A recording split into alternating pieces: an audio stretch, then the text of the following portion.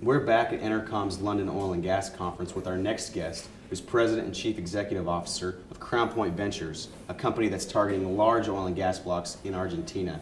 He's going to provide a quick update on the company's ongoing success, as well as an update on the company's current operations in Argentina. What first attracted Crown Point to Argentina, and how did you get involved in oil and gas operations there? I was invited 3 years ago to have a look at the small company that had one asset in Argentina and one in Canada. It was a Bakken play in Canada, and I looked at Argentina.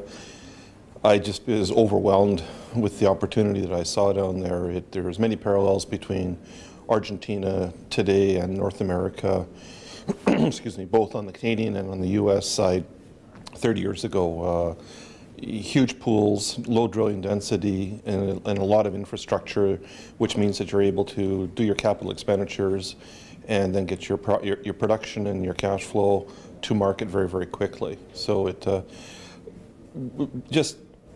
was just the rocks and the geology, the hydrocarbon basis for it was just so underexploited and so early phase that it was just an overwhelming opportunity. And to sort of hone in on those opportunities in your recent operations, you recently closed what appears to be a significant acquisition for your company with the purchase of Antrim, Argentina. Can you provide us an update on sort of the long-term potential that this could provide for you guys? It did two things for us. First, there's two sets of assets in it. One down in the three concessions down in the Tierra del Fuego of southern Argentina. They're gas focused, and that gave us an entry into the natural gas market in Argentina, which is significantly underpriced, but we feel that there's going to be a lot of pressure over the next couple of years on prices upwards, which will increase the netbacks and the valuations significantly. The other part of it was a very strong asset base that you got very comfortable with its ability to deliver higher rates of production and larger reserves without really taking a lot of risk.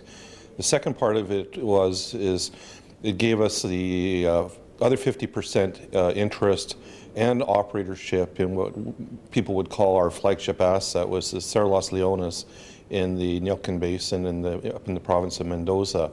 That's a 300,000 acre block there. It's got immense conventional potential on it, as well as what we feel is about 150 to 160 square miles of Vaca Muerta shale oil potential. And as a lot of people are very familiar, the Vaca Muerta is turning out to be in early evaluations to be the best in class in the world. So, that's what it did for us. It gave us a strategic position into gas, into a rising gas price environment with a property that could deliver higher volumes in reserves and production. And then it gave us 100% ownership and complete control of this immense asset base up in northern Mendoza. Wow. Definitely a lot of talk about the Vaca Muerta. How should investors weigh and consider the political risk that's sort of recently been associated with the operations in Argentina? If you're referring to the YPF nationalization of that, what we're being told, in kind of at all different levels, is that it's over. The government of Argentina is not out to nationalize the entire industry. They felt that there were some strategic imperatives to nationalize a portion of YPF, which had been a national oil company prior to it being sold to Repsol, and it stops there. End of story. For us, we think it'll create a number of opportunities, and probably quite significant opportunities over time, as the government becomes paired effectively with industry through their ownership in it. It could help us in reducing union levels of activities.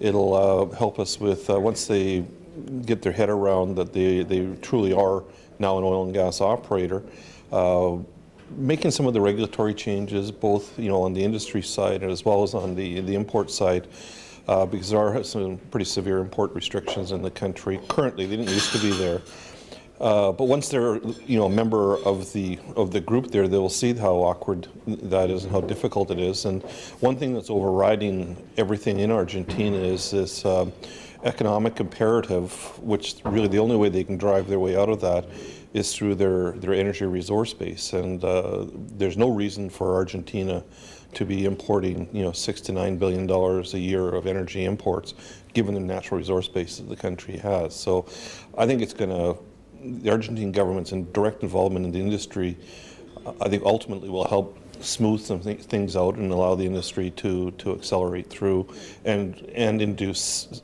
some of the necessary regulatory changes that are required for long-term, scale type investments that the Vaca Muerta would be.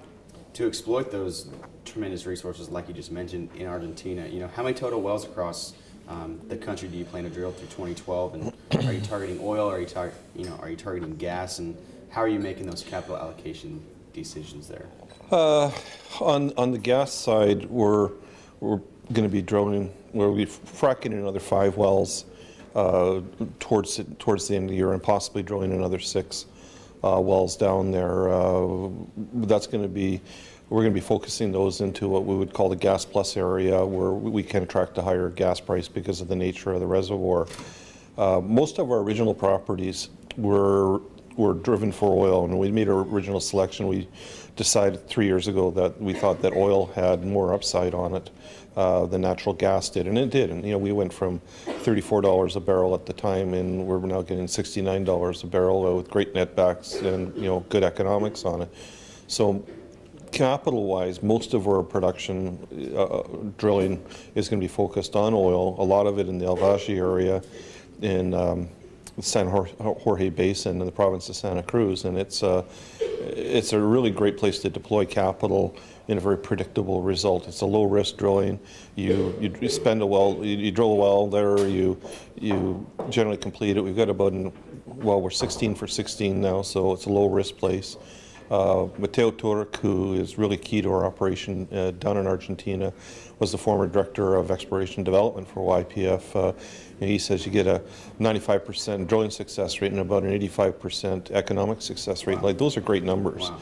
So our plan always has been to develop and build, through the drill bit, cash flow, production, and layer it in with the goal of getting to some sort of self-sufficiency. So we'll continue to drill in El Valle. Cerro Las Leones will get the 3D seismic shot and get that drilled towards the end of the year, and that's when you start to see some real game changers happening for Crown Point, both in terms of not only assessing the conventional part of the opportunities up at Cerro Las Leones, but that 130 to 180 square kilometers or square miles of Vaca Muerta potential we believe is on that land.